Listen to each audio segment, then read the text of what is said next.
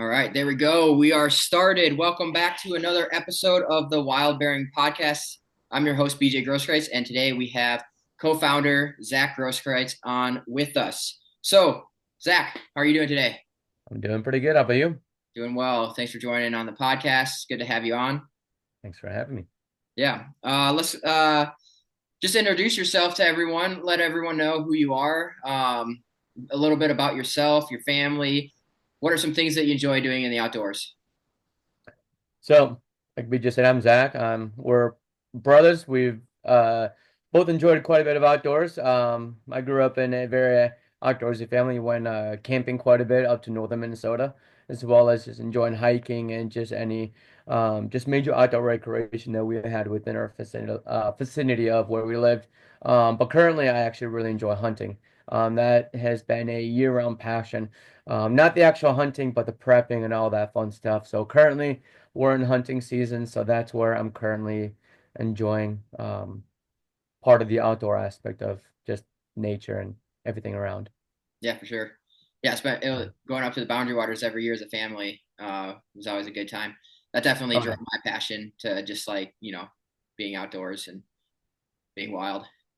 Yeah, yeah, and honestly, that's something that's actually driven me to just dive into different aspects of outdoors. I mean, we really enjoyed camping and fishing, and having a couple of friends here and there who did hunt when we were younger. That's something that now, growing, living off on my own, it was something that I did have the ability to start dabbling and experimenting in. And once I got my feet underneath me, I just realized that that's just a whole another world of just enjoying the outdoors and being wild. Right, yeah. So, One of the aspects of the wild bearing is to help, give information to people who are wanting to get into hunting, yep. an opportunity through our blogs, through our videos, through our podcast, so that they can learn how to hunt. When you were getting started hunting, where did you go for resources to kind of get started? So at first, it was actually just more or less word to mouth of just other people's personal experiences of how they got into hunting and what they currently do. So first started with my old boss. Um, he did quite a bit of duck hunting, so I went out with them. Just we didn't get anything, but just being able to be out on the river and just conversing with other hunters was just very enjoyable, and which then drove me to, well, what about deer hunting since Iowa was known as one of the deer hunting states of the US. And so I did a lot of YouTube videos, read up a lot of articles on a lot of myths and some stuff that as a beginner, what are some things that actually do work and some and a lot of things that don't, just so I don't fall under the trap of um what begin a lot of beginning hunters do fall under. Hmm. So Yeah, I think, obviously one of the best ways to get started hunting is like having a mentor or somebody that you yep. can talk to personally or go out and hunt with. Like doing that hands-on is the best way, hands down. But, Yeah. hopefully like through the wild bearing, we'll be able to offer resources in another Hmm. way, just in case like you don't have a mentor, or you might be able to meet somebody through the wild bearing or through, who knows, maybe you're just like looking on YouTube, you run into one of our videos, maybe you run into somebody else's video, they're in your area, you comment on their, video, I don't know, something happens. I've had friends, who've joined Facebook groups, have basically collaborated through YouTube and ended Oh up yeah. Yeah. hunting, fishing together. So there's a lot of Yeah. social media is a great way to make connections. So Yep, and also your local community too, because I mean each region has its own unique ways on how to hunt. For example, like here in Iowa, you're gonna hunt a little bit differently than when you go in northern Minnesota, because I mean deer movement is different, the time of the year is different. Like where one of our friends who currently live, I mean it's been cold up there for a while. The rut is earlier for them up there as well, and also just the size of the deer and what you're looking for is a little bit different and what deers usually gravitate towards. You mentioned about just getting just talking to different people. That's actually how I got hunting in this region was um my wife Lindsay, we were actually at a local park shooting our bows, and we just started conversing and just talking about just archery as a whole. And then he asked me, "Hey, do you hunt?" And I said, well, I'd like to get into it more. So, and he actually took me under his wing. That summer, we went into and he helped me. It's like, okay, these are what things that we should do with prepping a stand, where to put a stand, what to do. As much as scent control works with what you put on, it's also your surroundings. So, what type of trees help with masking your scent to a more better degree than just the scent. Food plot, just a whole bunch of just a plethora of stuff that he sort of instilled in me and just guided me through because there's a lot of things that social media or even the internet will say this works, but that may not necessarily work for your region. So just getting familiar with what is around the area and plugged into the community that way was something that I had a pretty cool experience with here. Nice. Yeah, that's awesome. And yeah, maybe let's just scratch the surface a little bit on, I know it might be, dude, like something specific to your region. But I think there's like general concepts that kind of apply to everyone in terms Hmm. of like, setting up your stand, food plots. Now, like there might be differences in what you put in your food plot based on where you are, or what the deer kind of like. You just kind of some of that is Hmm. like trial and error or figuring out, talking to people. But yeah, what are your thoughts on that? Uh, some stuff that you can basically take anywhere. In regards to hunting, more specifically whitetail, is looking at topography maps. I mean, a lot of times you can do a good portion of your searching on where you put your stands and your blinds just based off of looking at topography maps. And you don't have to go out and buy one. You can look one up on Google Maps. You can look up a whole bunch of stuff and say, okay, this is either private or the public land that I'm going to hunt on. Let's look at topography maps and then let's look at, okay, deer basically in this certain time of year they gravitate on moving in this direction. They usually so a lot of big things that we look at is funnels, food plots, where the bedding is. And a lot of times when you look in a topography, you're able to see, okay, there's a plateau that's quite a bit. And especially when you look online, you can look at, let's say, last month or previous year of timber or prairie. So you can say, okay, there's a lot of timber in this area. 15 miles north, there's, um, let's say, a farmer that did corn, beans, or whatever. So you can think of, okay, there is timber south, there's food plot north. There's a valley in this area. There's a good chance that the deer actually go right in that valley for to go to and from the food plot from the timber to like back and forth, especially when it gets a little more heavily trafficked in the other areas. They'll get to where most comfortable. So just looking at, I'd say the topography map was by far the thing that I really looked at every single year. Anytime that I think of considering going to new property, I always think of topography map. That is always the first thing foremost that I go to, no matter what. So you're looking for like bodies of water or Bodies of water. There's so many other things, but the biggest thing is just going the layout of the land. Looking at the saddles, looking at the plateaus, looking at bodies of water, and then just looking on the Google Maps and saying, okay, this is where everything else is. Because when you're saying funnels, that's like, it might be a like two hills that are, or yeah, yep, yeah, two hills or sometimes it can be a converging area of like because a lot of times deer they don't like unless they're pressured, they don't like to go in super extremely thick timber. Especially when there's overgrowth underneath. And so looking at to see, okay, there's crazy amount of forestry in this area. Topography, there's a creek going down. They love creeks, they love even walking through the creeks. And so that is something looking into as well. And topography has so much of that knowledge, especially current topography. yep. So okay, so yeah, like, obstructions through could be thick timber, it could be Hmm. human obstructions, Yeah, like just like humans, deer want to take the, path of least resistance and they want to go to exactly. water and food. So yeah, makes Yep. sense. And the safest. And when you're looking at valleys, when you're looking at stuff where that they can conceal themselves, that is the safest thing for them to do. Mhm. Hence why Honestly, they're, yeah, getting out there, right, and actually seeing it because you can yep. see like where deer. bed, right? And Yeah, and a lot of times, so topography, you can get like a relatively zone. You can zone down. So let's say you got like a 300-acre land, and you got a certain area where you got a valley, you got a really nice saddle area where there's a good chance of the deer moving there. You can focus in that general area, and you can say, okay, there is a lot of traffic. There's a lot of movement here. You can put your trail cams, your cell cams, or whatever it is you need, and then you can take a look at, okay, this is where they're coming from. This is how often they're coming from, and also the time of year because that changes a lot, quite a bit as well. So, so, have you seen on like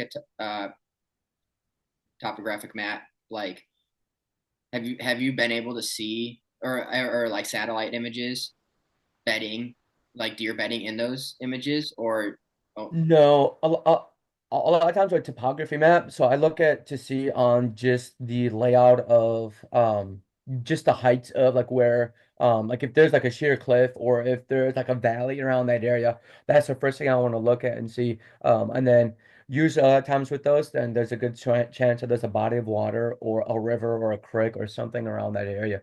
So then that's where I'll look at as well. And so usually when that happens, I'll see that and then I'll look at, okay, where's the closest farm? Where are they getting their food source from? At least their main food source. And then I'll sort of create a line going to there. And then that's when I'll go physically myself to those locations. And then that's where I'll be able to tell more or less on where the bedding is at. Because it is important to know where the bedding is at. Because if you walk in, let's say you're doing a morning hunt and you walk in and you don't know where the bedding's at, you could scare the deer off so quickly that you would have no idea that you would think that no deer are in that area. And it's all because of how you walked in. You walked in the middle of the bedding with the wrong wind. mhm. So, Nice, nice. Cool. Do you just want to like talk about getting like your like proper licenses and things and yeah. seasons Um, and so hunt? in so each state varies with their application process. Um, and then for the state of Iowa, it all depends on your age. If you're a minor, you or a youth, that is a little bit different. But as an adult, the first thing that you would have to do is you have to go through a hunter education course, which nowadays able to do online. Now if you want to, if if you're someone who doesn't have any experience in hunting or even let alone firearms, I would say that may not necessarily be the wisest choice. But if you have experience with firearms, target practice or even competition, then you could do the online route. But yeah, there's online. That's what Lindsay and I did, and then you can go in a specific classroom, and then they can do a little more hands-on. And with that, they also go not necessarily on deer habits, but they go more or less on how to be safe out into the timber or something, some no-nos or whatever it is, and the laws around the area.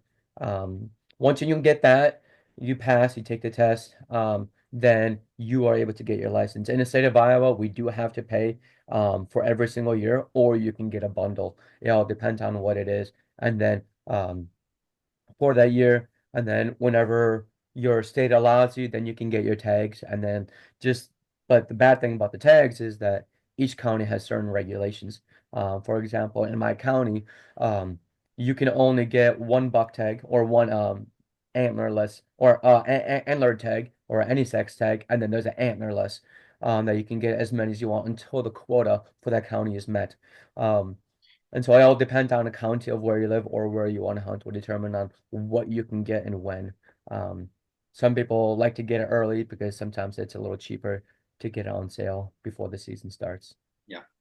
If you want more on licensing and what your state requires of you, we actually wrote a blog article on the wild bearing, so go check that out. Hmm. Give it a read, and it will help guide you in that realm of things. So in terms of prepping for the hunt, because obviously, right, you can't hunt. There's seasons to hunt. Now you might be able to use rifle, bow, or whatnot, but there's for a lot of the time of year, it's all prepping, right? So Yep. you want to go into how you prep for the next year of hunting? Yeah, so the way that we do it around here, first thing that we do is we start with shed season. Um, we put our cameras back out and we see, okay, what survived the hunting season. Because that'll really dictate on um how much pressure or how much effort we want to put into prepping with all the other stuff down the road. And so now deers do move quite a bit afterwards, especially the big bucks. They have a very wide radius of where they move and where they stay and all that. But like the does especially, um, the winters in our region sometimes can get pretty harsh. Um, so just keeping a tally on how much survived and also we have issues with um, uh, other animals eating the little small fawns when they are born. And so that's another thing we do look into. But then after that, once when spring starts hitting, we start looking at putting mock scrapes up. Um, and then if this next season, what we will start doing is we'll put 50-50 clover. So with that blend, we have 50% that will die in the fall once when the frost comes, but then the other 50 will grow back in the spring. And so the whole goal is to have a year-round clover field as well as possibly one or two other food sources within that private property.